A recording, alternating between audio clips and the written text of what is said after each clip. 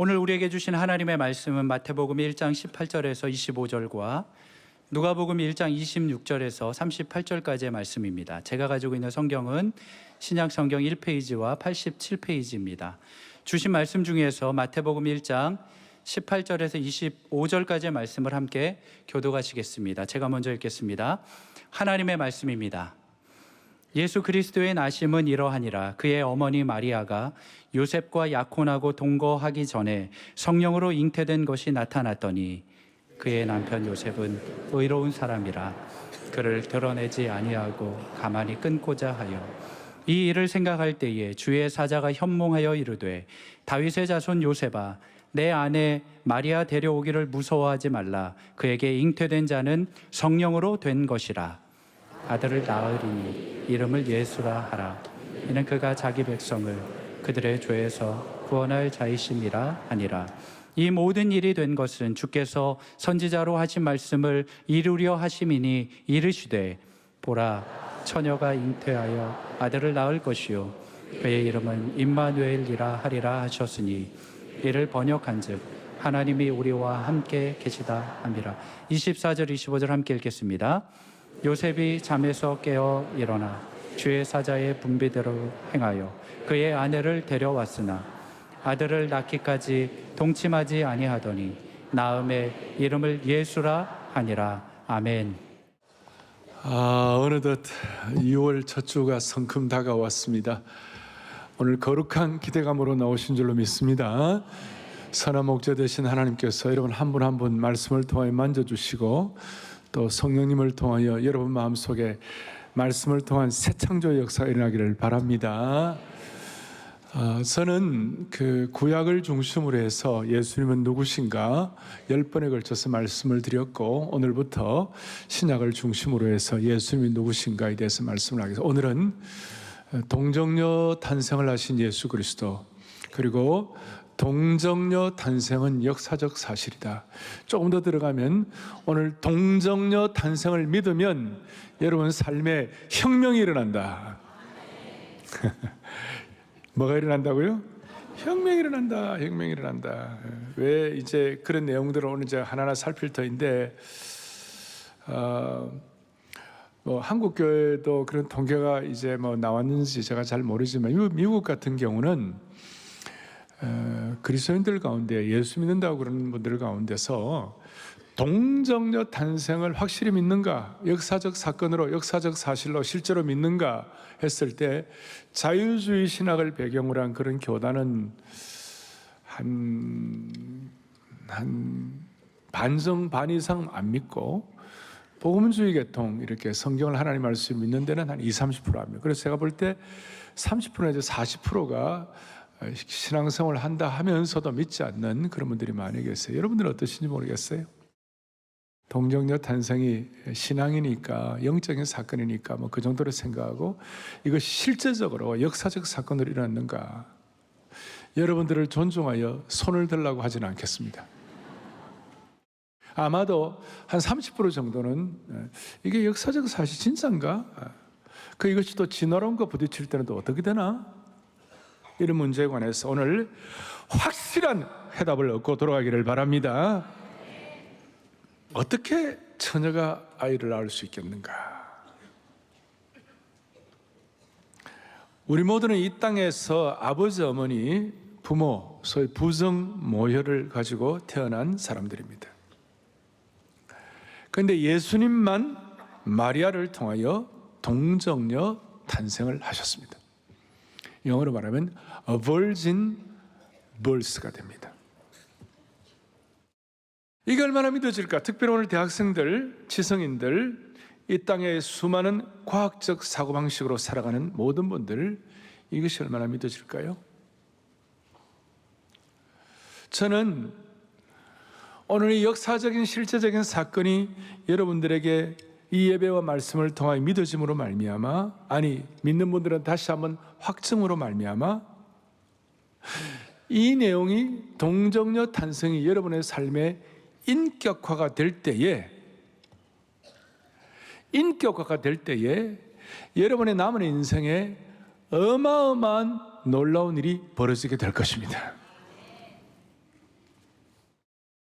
결론부터 말씀을 드리면 예수님께서 성령으로 잉태되어 동정녀 탄생했다는 이 사실이 역사적인 사건으로 믿어지면 여러분은 소위 임마누엘 신앙의 수혜자가 되는 것입니다. 그래서 오늘 이 주보젤 앞에다가 보라 처자가 잉타하여 아들을 낳을 것이요 그 이름을 요셉을 해놨는데 뭐라 하리라? 이를 번역한 즉 하나님 우리와 함께 어떻게 한다고요? 함께 하신다. 여러분의 인생의 수많은 일들 가운데 여러분 마리아의 인생의 동정녀 사건을 통하여 그의 삶의 새 창조의 능력을 일으켜가지고 삶의 혁명 중에 그런 혁명이 없어요. 일어난 것처럼 오늘 이 말씀이 여러분들의 삶에 역사적 사건이 인격화되어가지고 믿어지면 마리아의 삶에서 혁명적 사건이란 것처럼 여러분의 삶에도 혁명적 사건이 일어나게 될 것입니다.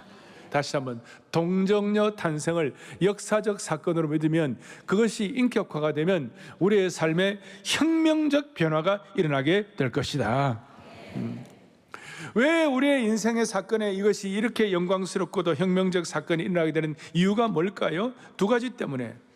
동정녀 탄생의 내용은 초자연적인 하나님의 능력이 임한 것입니다.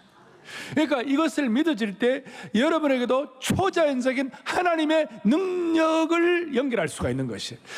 초자연적인 하나님의 능력의 실체를 오늘 확인할 수 있는 것이에요. 또 하나는 이 동정녀 탄생의 사건은 창세기 3장에 보면 원시복음에 있어가지고 아담이 범죄했을 때 여자의 후손, 우리 모두는 다 남자의 후손인데 여자의 후손이 너희 발꿈치를 상하할 것이요 예수님 탄생에 대한 예언을 했고 그 다음 이사야 7장에 오면 보라 처녀가 잉타하여 아들을 낳을 것이다. 이 구약의 구원 사건에 대한 놀라운 이 섭리와 계획을 여러분들이 내 것으로 깨달을 수가 있는 것이에요.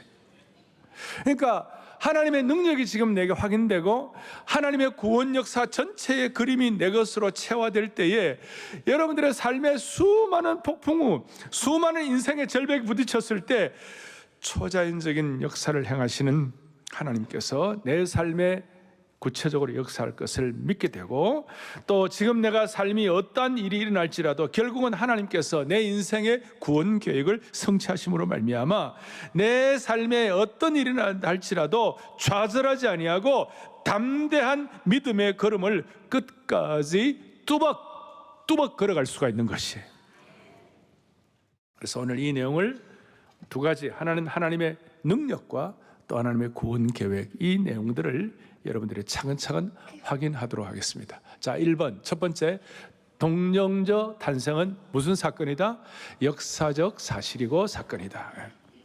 본문을 통하여 제가 좀 더 증명해 드리도록 하겠습니다. 오늘 본문 18절에 보니까 예수 그리스도의 나심은 이러하니라 그의 어머니 마리아가 요셉과 약혼하고 옛 성경은 전의 성경은 요셉과 정혼하고 동거하기 전에 성령으로 어떻게 됐다고요? 잉태된 것이 나타나. 오늘 성령으로 잉태된 것이 오늘 두 번에 걸쳐서 나오는데요. 그만큼 중요하니까 여기 약혼이란 말이 정혼이라고 그랬는데 유대 나라 사람들은 이제 부모가 우리 딸하고 당신 아들하고 이렇게 앞으로 이제 결혼하면 좋겠다고 약혼하고 이런 것들이 사실은 율법에서는 결혼과 같은 효력이에요. 그래갖고 이제 정혼을 했는데 어느 날 정혼했던 마리아가 요셉을 신랑을 찾아와 가지고 요셉 내 말 좀 들어보세요. 그리고 제가 좀 하는 말을 요셉이 의심하면 안 돼요. 그러더니 갑자기 나 임신했어. 여러분 이 순간 그 정혼자 요셉이 받았을 충격을 한번 상상할 수 있겠어요? 아마 정신이 아득했을 거예요. 이 충격은 요셉뿐만 아니라 당사자인 마리아는 더했겠죠. 오늘 본문 마태복음 1장 말고 누가복음 또 다른 본문의 1장에 여러분들이 나중에 가서 읽어보시면 가브리엘 천사가 마리아에게 나타나가지고 누가복음 1장 28절에 뭐라고 말씀하고 있는가? 은혜를 받은 자의 평안할지어다. 그러고 난 다음 평안할 수 없는 설명을 하는 거예요. 30절에 마리아의 무서워 말라. 네가 하나님의 은혜를 받았는데 31절에 보라 너가 잉태하여 뭐예요? 아들을 낳겠다. 이 말을 하는데 마리아의 입장에서는 이게 정말 기절초풍할 내용이에요.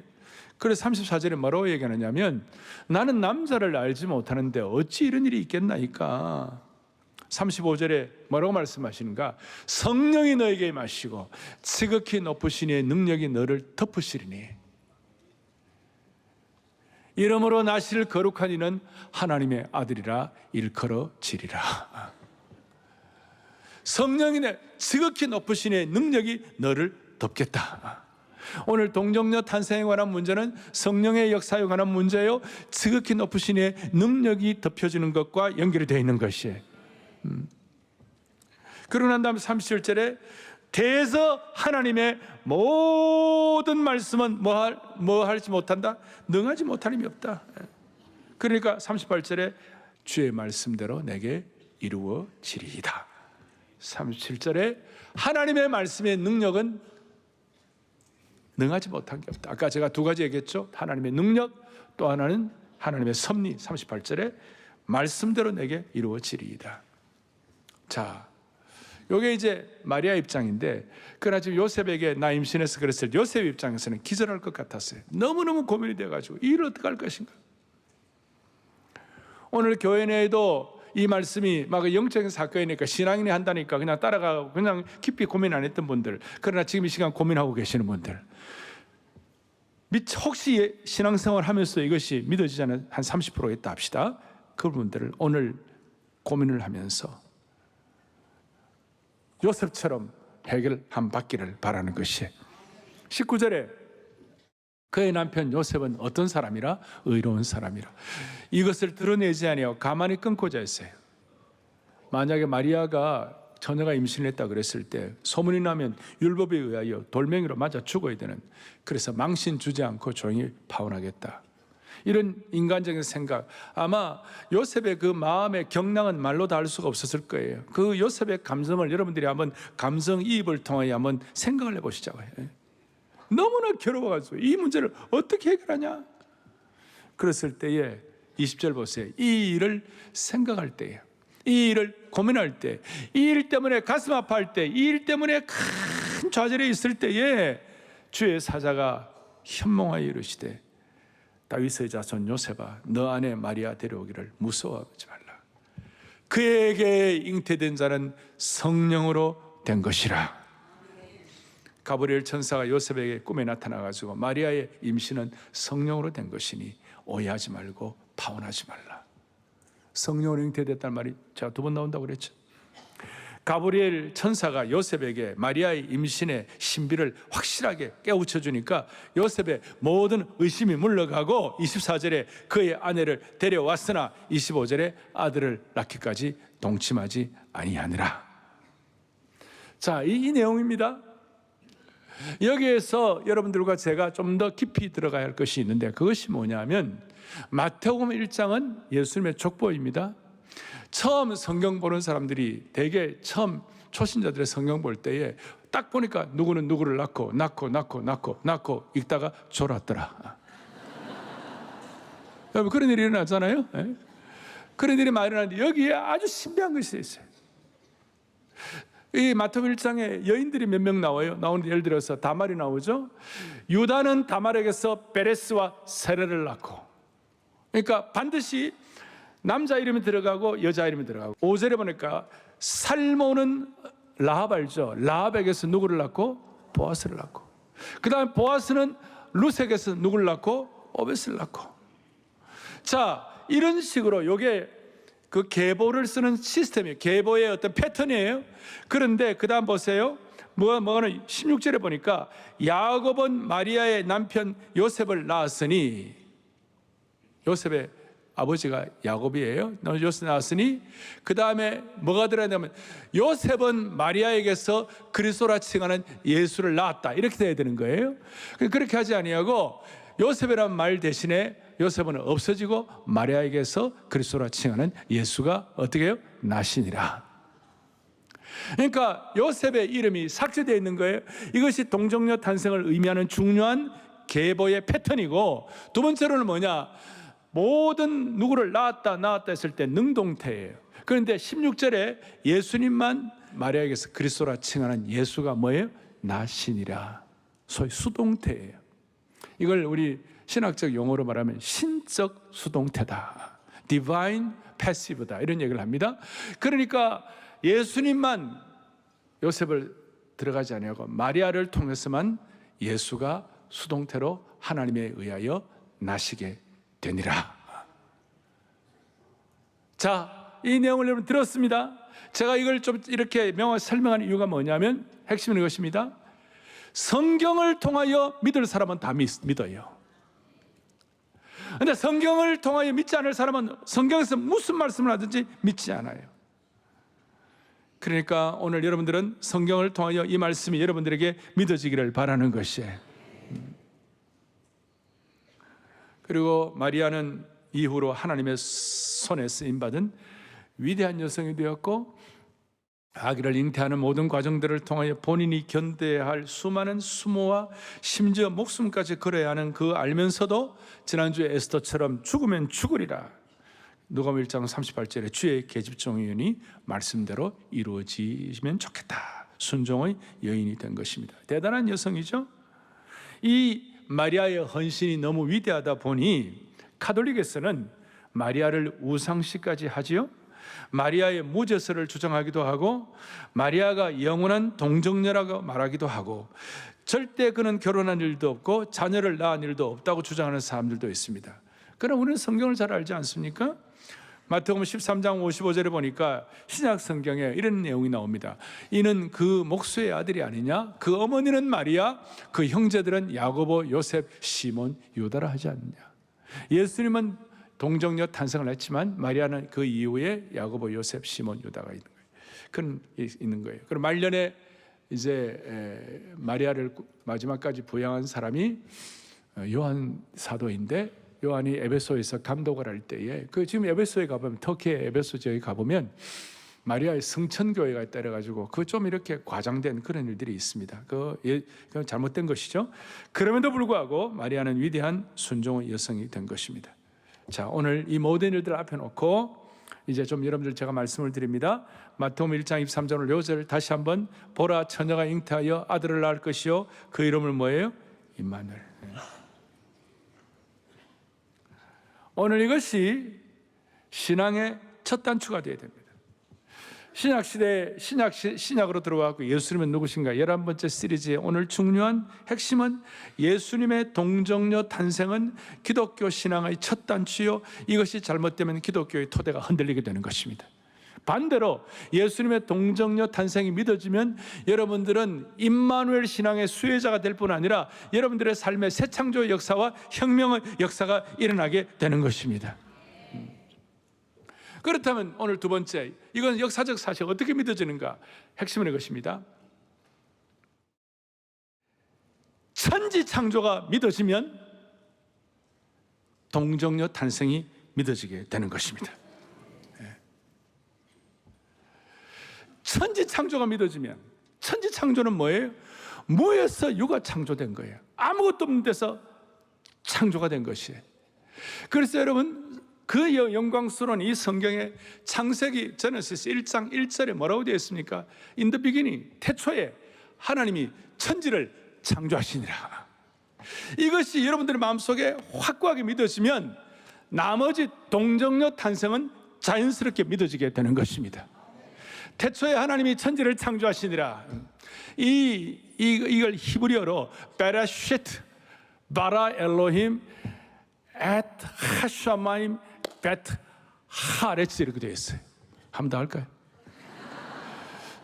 제가 이거 오늘 거의 제가 얘기 안 하는데, 베라시트 바라 엘로힘 앳 하샤마임 베트 하레츠, 이게 너무나 확실하기 때문에 무에서 유를 창조하신 하나님, 무기물에서 생물을 창조하신 하나님, 무기물에서 생명체를 창조하신 하나님, 이것이 믿어지면, 오늘 중요합니다. 창조의 기적이 믿어지면 동정녀 탄생의 기적도 믿어지는 것입니다. 가장 큰 기적은 천지가 창조된 것입니다. 이걸 바울이 믿고 난 다음에 우리 하나님은 죽은 자를 살리시고 없는 것을 있게 하시는 하나님이시니라. From nothing to something, 아무것도 아닌 것에서 하나님께서 유생물을 창조해 주셨느니라. 여러분, 아무리 과학이 발달해도 무기물질에서 유기물질이 된 케이스가 하나도 없습니다. 무생물이 유생물이 된 케이스가 없는 것입니다. 빅뱅은 이론일 뿐입니다. 빅뱅 믿는 것도 빅뱅 신앙입니다. 과학을 믿는 신앙입니다. 또 다른 종교입니다. 또 다른 믿음입니다. 어떤 분이 이런 얘기를 했습니다. 생명 시스템의 불변성으로 다윈의 진화론은 붕괴할 수밖에 없다.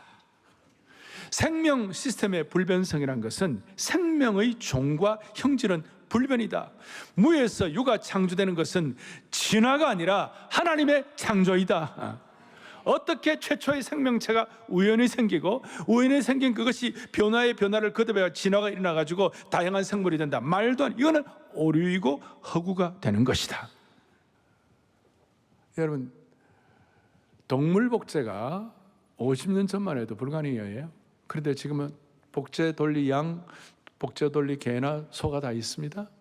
인간도 그렇게 하는데 하나님이 창조하신 것을 발전시켜가지고 그렇게 하는 거 있는데, 하나님이 무에서 유를 창조하셨다면 동정녀 탄생 하나님께서 하실 수가 있는 것입니다. 어제 퀴어 축제를 하고 난리가 났습니다. 말도 안 되는, 하나님은 남자와 여자로 창조하신 것입니다. 그 외에 다른 종이 있을 수가 없는 것입니다. 만약에 마리아의 처녀 잉태가 사실이 아니라면 지난 2000년 동안 반드시 들통이 났을 것입니다. 특별히 우리 한국 사람들 때문에 들통이 날 겁니다. 만약에 가짜라면 마리아와 동침한 남자가 나타나갖고 SNS에 수많은 폭로를 하게 할 것입니다. 거짓 위에 세워진 것은 무너지는 것이죠. 그러나 지난 2000년 동안 동정녀 탄생은 지금도 역사하고 지금도 진행, 지금도 믿어지고 지금도 진실 중에 진실이 되는 겁니다. 자, 제가 지금 마리아의 동정녀 탄생과 천지 창조를 이렇게 말씀하는 이유는 뭐냐? 창세기 천지 창조도 그렇고 마태복음의 예수님의 탄생도 천지 창조와 연결되는 것이기 때문에 이 강력한 연결고리는 하나님께서 천지 창조를 통하여 현실 세계에 개입하시고 예수님의 동정녀 탄생을 통하여 저와 여러분의 오늘의 삶의 현장에 주님이 개입해 주시는 것이에요. 이 둘의 연결고리를 깨닫게 되면 창세기의 천지 창조와 예수님의 동정녀 탄생은 하나님께서 현실 세계에 직접적으로 개입하심을 의미하게 되는 것입니다. 하나님의 놀라운 창조의 능력, 아까 제가 말씀한 대로 창조의 능력과 구원 계획의 섭리를 깨닫고 여러분들의 삶에 혁명적인 변화가 일어날 수가 있다는 것입니다. 새 창조의 역사를 경험할 수가 있는 것입니다. 이걸 깨닫고 난 다음에 마리아가 이 놀라운 사실을 그가 눈을 열고 깨닫고 난 다음에 내 영혼 주 찬양하며 하나님 내 구주를 기뻐함은 능하신 이가 내게 큰일에 가시니 내가 주의 이름을 찬양합니다 그랬어요. 마리아 입장에서는 아까도 말씀드렸습니다만 청천벽력같이 어려운 사건인데 창조주 하나님의 창조의 개입을 통하여 현실 세계 역사하신 그 하나님이 마리아의 이 동정녀 탄생을 통하여 먼저 마리아에게 개입하실 때 마리아의 인생에 다시 한번 새 창조의 혁명적인 역사가 일어나게 된 것입니다. 여기에 대해서 구약의 예표가 있는데 99세의 아브라함과 89세가 된 사라에게 아들이 태어난다고 그랬을 때, 여호와의 사자가 아들이 태어난다고 그랬을 때 사라가 아이고 감사합니다 이래야 되는데 사라가 지난주처럼 그러고 아니 그게 어떻게 가능하냐고 속으로 비웃었어요. 그러니까 하나님께서 너 왜 웃냐? 이런 말을 들을 때 너 왜 그 비웃냐? 그러니까 나 안 웃었습니다. 네가 웃었느니라. 그러고 네 자식이 웃습니다. 그게 이삭이다. 그러면서 중요한 내용 창세기 18장 14절에 여호와께서 능하지 못할 일이 있겠는가? 오늘 과학주의에 물든 혹시 우리 교회 지성인들 믿어지지 않는 분들 계시다면 정신을 바짝 차려야 돼요. 이것은 불신의 문제 정도가 아니에요. 이걸 안 깨달으면 여러분 예수 믿고 안 깨달으면 망하는 길이에요. 이게 지난번에 제가 말씀드렸죠. 이런 진리를 갖다가 얘기해 주는데 나는 못 믿습니다. 못 믿으면 당신은 어쩔 수 없으면 당신은 안 됩니다. 그래요. 그 다음 말이 걸작이에요. 그럼 나보고 망하라는 겁니까? 그런 것도 아는 거예요. 혹시 그래도 안 믿어지는 분이 계시면 이 시간 영의 눈을 열어주시기를 바랍니다.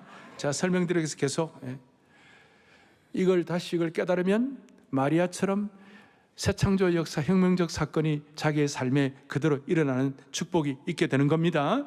그러니까 이 적용의 바다에 여러분들이 빠져들어가고 헤엄쳐서 하나님이 예배하신 축복을 누려야만 되는 것입니다. 자, 동정녀 탄생은 뭐와 연결되어 있다? 창조 사건과 동정녀 사건은 같이 가는 것이다. 그리고 세 번째는 이 역사적 사실을 믿음으로 고백하는 것입니다. 어떻게 믿음으로 고백합니까? 오늘도 우리 첫째 주는 항상 우리가 매주마다 사실 제가 사도신경을 고백하고 싶은데 사람이란 매주마다 하면 매너리즘에 빠져요. 그래서 한 달에 한 번씩 우리는 사도신경을 우리가 암송을 합니다. 사도신경을 할 때에 우리가 암송을 어떻게 해요? 첫 번째, 전능하사 천지를 만드신 하나님 아버지를 내가 뭐예요? 믿사오며. 사도신경의 넘버원 핵심이 뭐냐? 천지를 창조하신 하나님. 두 번째는 그 외아들 우리 주 예수 그리스도를 믿사오니 이는 성령으로 잉태하사 동정녀 마리아에게 나시고. 여러분 수많은 사도신경을 지금까지 했습니다. 그냥 놀러면 툭 튀어나오잖아요. 그냥. 그런데 사도신경의 넘버원 천지의 창조주 하나님 아버지, 넘버 투 동정녀 탄생하신 예수 그리스도. 이걸 그만큼 우리가 실감을 많이 못했다는 것입니다. 실감을 못하니까 새로운 창조의 능력도 안 나타나고 실감을 못하고 확인이 안 되니까 여러분의 삶에 혁명적인 변화도 잘 일어나지 않는 것이죠. 오늘 이걸 여러분들이 믿고 고백하고 선포하고 주님이 이 땅에 오신 것처럼 우리도 이것을 선포할 때에 하나님께서 우리 주위에 수많은 사람들이 예수 믿도록 우리를 선교적 도구로 사용해 주시리라고 믿는 것이에요. 그리고 이제 이걸 선포하게 될 때 여러분과 제가 이 땅에서 이 땅의 삶을 살아가는 동안 최고의 축복이 뭐냐면요, 이걸 믿음으로 선포하고 고백하면 임마누엘의 능력이 내게 임하는 것입니다. 오늘 이거 적용해.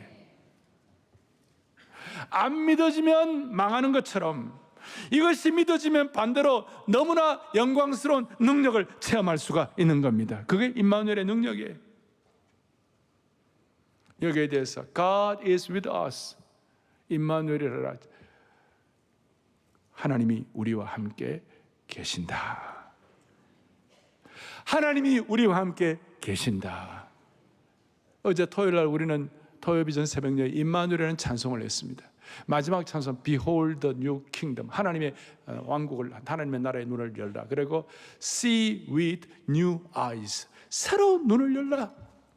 새로운 눈을 열라. 하나님께서 천지를 창조하신 이후에 사람과 임마누엘 함께 하신 줄로 믿습니다. 그런데 문제는 창세기 3장에서 했을 때에 하나님 함께 하셨는데 인간이 범죄해가지고 그 임마누엘이 깨진 거예요.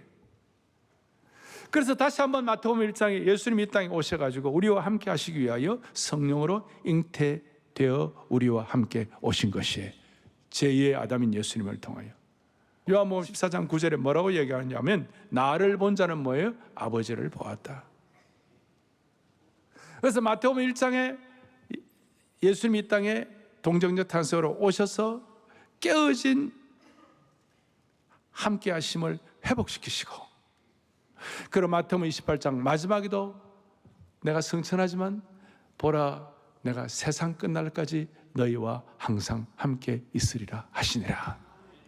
1장에서도 하나님이 우리와 함께 하신 임마누엘, 마지막 마칠 때도 하나님이 우리와 함께 하시느니라 다시 회복시켜 주시는 것입니다. 구약에 깨어진 그 관계가 예수님을 통하여 임마누엘 역사를 통하여 회복시키는데, 이것이 우리의 삶의 현장에서 어마어마한 일이 일어나도록 만들어주는 초석이 됩니다. 어떤 뜻인가? 여러분이나 저는 구약의 하나님을 생각하면 첫째는 능력의 하나님입니다. 태양을 머무시게 하시는 하나님, 홍해를 건너게 하시는 하나님, 300년을 에녹과 동행하게 하시는 하나님, 방주를 지어서 그 수많은 그 홍수 속에서 살아남게 하신 하나님, 그 외에도 구약의 수많은 참 기적을 우리는 많이 볼 수가 있습니다. 그는 구약의 하나님입니다. 그런데 또 하나는, 구약의 하나님은 그 능력의 하나님이지만 또 하나는 뭐냐면 감히 범접할 수 없는 하나님, 두려운 하나님, 너무나 두려운 하나님. 그냥 잘못하면 그냥 심지어 3, 4대까지도 징벌하신 하나님, 나같이 연약한 인생이 감히 나아갈 수 없는 두려운 하나님. 그래서 저는 어릴 때 하나님 생각하면 맨날 조마조마하고 양심의 가책을 받아야 하고 맨날 두려워하고, 그런데 어느 날 이 말씀을 깨닫고, 하나님께서 동정녀의 몸에 탄생하셔가지고 그 이름을 임마누엘이라고 하시는데, 그 핵심 뭐냐면 우리와 함께 계시다. God is with us. 우리와 함께 계신다. 그 순간 무슨 일이 벌어지는가? 구약의 그 두려운 하나님이 나와 함께 동행하시고 내 속에 계시고, 나와 함께 Christ in me, 내 속에 계시고 나와 동행해 주시고 나와 평생 함께 하시면서 주가 나와 동행을 하며 나를 친구 삼으셨네. 우리 서로 받은 그 은혜와 기쁨을, 그 능력을 알 사람이 없도다. 우리 서로 받은 그 은혜와 능력과 기쁨을 알도록 만들어주신 주님을 찬양하는 것입니다. 그러니까 동정녀 탄생의 가장 큰 축복은 구약의 두렵고 범접할 수 없는 그 하나님을 지금 내 삶의 현장에서 지금 구체적으로 느낄 수가 있는 것입니다. 그리고 동정녀 탄생을 믿는 것과 함께 동정녀 탄생의 능력으로 살아갈 수 있는 실체를 경험하게 하신 주님을 찬양하는 것입니다. 여러분, 늘 말씀드리지만 예수님 믿고 가장 큰 최고의 축복은 주님이 나와 함께 동행하시는 것을 실감하는 것입니다. 그리고 그 실감할 때 임마누엘의 주님은 우리로 하여금 여호와 일의 축복을 받게 해 주시는 것입니다. 주님 앞에 서는 그날까지. 그래서 오늘 저는 기도하고 올랐습니다. 주여, 이 말씀이 우리 성도들의 삶에 지금 펄떡펄떡 살아 움직이게 하여 주십시오. 펄떡펄떡. 그래서 새 창조의 역사가 일어나게 하여 주시옵소서. 자, 그렇다면 이제 마지막 마무리를 하겠는데, 오늘 제가 이 말씀을 드리고 앞에 1부 예배 때는 목사님 6월에 성탄 설교 하시나? 무슨 8월에 크리스마스라는 얘기를 들었지만 6월에 성탄, 그렇게 생각했는데 세상에 처음 들어보는 설교라는 거예요. 어떻게 동정녀 탄생이 창조주 하나님의 역사와 관계가 되어 있나? 임마누엘은 과연 어떤 뜻인가? 주님의 계보는 어떻게 되고 이것이 어떻게 우리의 삶과 연계가 되나? 이 생활 때 완전히 새로운 눈이 열렸다는 거예요. 할렐루야. 본문은 익숙한데 생전 처음 들어보는 설교라는 거예요. 다시요, 동정녀 탄생해 주는 두 가지, 하나님의 뭐의 능력과 또 하나는 뭐의 구원 역사에 대한 눈이 열리는 거예요. 그러면 이상하게도, 제가 정리를 하면 결론은 이상하게도 꿈과 희망을 죽을 때까지 유지할 수가 있습니다. 늘 말씀하는 대로 이걸 믿으면 이상해도 하룻밤도 꿈없이 잠들지 아니하고 하룻밤도 꿈없이 깨지 않을 수 있도록 은혜를 베풀어 주시는 것입니다. 저는 오늘 이 말씀을 듣는 여러분들이 저보다 잘 되기를 원하고 기도하는 것이, 여러분이 제가 갖고 있는 꿈과 희망보다 더 귀한 것, 창조주 하나님의 능력과 동정녀 탄생을 통한 임마누엘 신앙에 여러분들이 피부적으로 체험할 수 있는 현실 사회의 현실, 여러분들의 생활에 개입하시는 그 하나님의 은혜, 가족 중에 병들었거나 경제의 문제나 인간관계의 파탄 가운데 수많은 좌절 가운데서도 창조주 하나님이 동정녀 탄생을 통하여 우리의 삶에 현실적으로 개입하신다. 능하시니가 내게 큰일 행하시니 내가 주님의 이름을 찬양한다. 그랬을 때 아프고 힘들고 어렵고 또 있다 할지라도 높은 차원으로 올라가게 되는 것이에요. 다시 한번 높은 차원으로 올라가게 되는 것이에요. 그리고 여러분들은 저보다도 더 귀한 꿈과, 이렇게 있을 때 우리는 하룻밤도 그냥 꿈없이 잠들지 아니하고 꿈없이 깨지 아니하고 꿈과 소망과 기쁨을 가지고 살아갈 수가 있는 것입니다. 이것이 주님이 여러분과 함께 하시는 증거가 될 수가 있는 것입니다. 정리하겠습니다. 우리가 임마누엘 은혜를 깨달으면, 동정녀 탄생을 통하여 임마누엘 은혜를 깨달으면 우리의 삶에 혁명이 일어나게 될 것입니다. 그리고 임마누엘 이 은혜를 깨달아지면 임마누엘 예수님을 부르기만 해도 그것이 우리에게는 꿀송이 같이 달게 될 것이고 천상의 멜로디가 될 것이고, 이것이 믿어지면 우리 마음에 기쁨의 잔치상이 차려지게 될 겁니다. 이것이 얼마나 보배로운지, 예수님 임재 임마누엘의 능력이 새 창조의 지혜로 우리의 삶을 채우게 될 겁니다. 힘들어도 오늘 우리의 삶에 은혜의 희년을 경험할 수가 있는 것입니다. 천상의 선율과 곡조가 이것이 되기를 바라고, 어떤 세상의 향기보다도 아름다운 향기가 임마누엘의 신앙을 통하여 회복되기를 원하는 겁니다. 다윗과 베드로는 이걸 깨닫고 난 다음에 늘 고백하는 대로 자기의 삶의 여정에는 아무리 힘들고 그래도 시편 16편 11절 뭐라고 되어 있는가? 주께서 생명의 길을 내게 보이시리니 주의 앞에는 충만한 기쁨이 있고 주의 오른쪽에는, 할렐루야, 임마누엘의 은혜, 우리와 함께 할 때 우리 앞에는 충만한 기쁨이 있고 우리 오른쪽에는 영원한 즐거움이 있고 우리의 왼쪽에는 주님이 나와 함께하는 은혜 때문에 우리 서로 받은 그 은혜와 능력을 알 사람이 없도다. 할렐루야. 가슴에 손을 얹겠습니다. 자비로우신 하나님 아버지, 천지 창조의 무한한 능력과 동정녀 탄생의 무한한 능력이 이 땅에 직접적으로 개입하시는 그 임마누엘의 능력으로 우리에게 깨닫게 해주심을 진심으로 감사합니다. 우리 영가족들이 삶의 절벽에 부딪힐 때 초자연적인 동정녀 탄생의 역사와 그 다음 능력과 구원의 역사를 일으키시는 하나님의 하나님 되심을 믿고 끝까지 뚜벅뚜벅 걸어가게 하여 주옵소서. 과학을, 진화론을 신앙처럼 믿는 이 시대에 과학을 만드신 초월적인 하나님의 창조의 능력을 믿게 하여 주시옵시고, 이 세상 사람들의 사고방식과 생각을 뛰어넘는 기적을 체험하게 하여 주시옵소서. 하룻밤도 꿈없이 잠들지 않고 하룻밤도 꿈없이 깨지 않도록 세상 끝날까지 우리와 함께 하시는 그 임마누엘, 그 주님의 능력을 오늘도 체험하면서 그 주님의 이름으로 기도하면서 승리하는 거룩한 성도들로 삼아 주시옵소서.